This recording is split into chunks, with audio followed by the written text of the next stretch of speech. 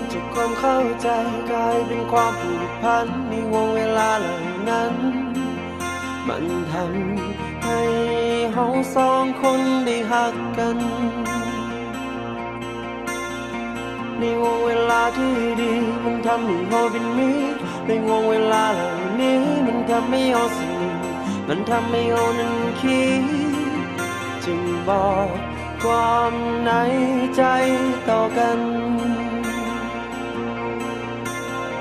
เวลาพบอุปสรรคเอาไว้กำลังใจต่อกันให้เราสองคนได้ฝ่าฟันให้อุปสรรคเหล่านั้นได้แตกสลาย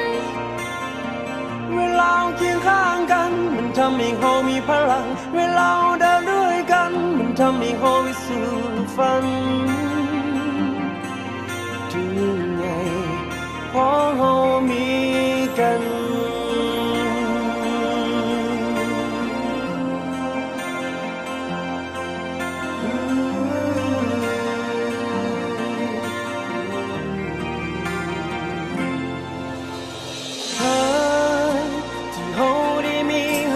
กันมันเป็นเหมือนฝันที่ยิ่งใหญ่ที่บ่มีคำอธิบายบ่มีคำบรรยายทั้งมันบางครั้งอาจจะล้มจะอาจจะท้อทั้งมันบางครั้งเอานั้นอาจจะบอกเข้าใจกันแต่เรารู้ว่าเรารักกันจะบอกทำให้ความผูกพันที่เรานั้นมีต้องถูกลบเลือนหายไปเบิ่งแย่งกันต่อไปจนมันเป็นวันสุดท้ายบ่เริ่มหนึ่งกับไผจะหักเจ้าตลอดไปจนกว่าลมหายใจสุดท้ายที่คอยมีจะมั่นคงต่อใจซื่อตรงกับเจ้าคนนี้ขอบความหักที่เรามีให้กันหมดชีวิต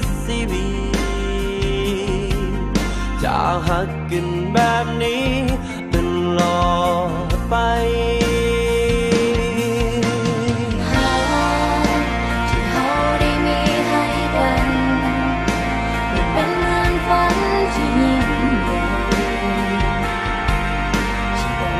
อธิบายมีคำบรรยายทั้งมันบางครั้งก็จะล้มจะว่าจะท้อทั้งมันบางครั้งเรานั้นไม่จะบอกเข้าใจกันแต่เรารู้ว่ารักกันจะบอกทำให้ความผูกพันที่เรานั้นมีต้องถูกลบเลือนหายไปที่เราได้มีให้กันมันเป็นเหมือนฝันที่ยิ่งใหญ่ที่บ่มีคำอธิบายบ่มีคำบรรยายทั้งมันบางครั้งเราจะล้มจะอาจจะท้อทั้งมันบางครั้งเรานั้นอาจจะบอกเข้าใจกันแต่เรารู้ว่าเรารักกันจะบอกทำให้ความผูกพันที่เรานั้นมีจนถูกลบเลือนหาย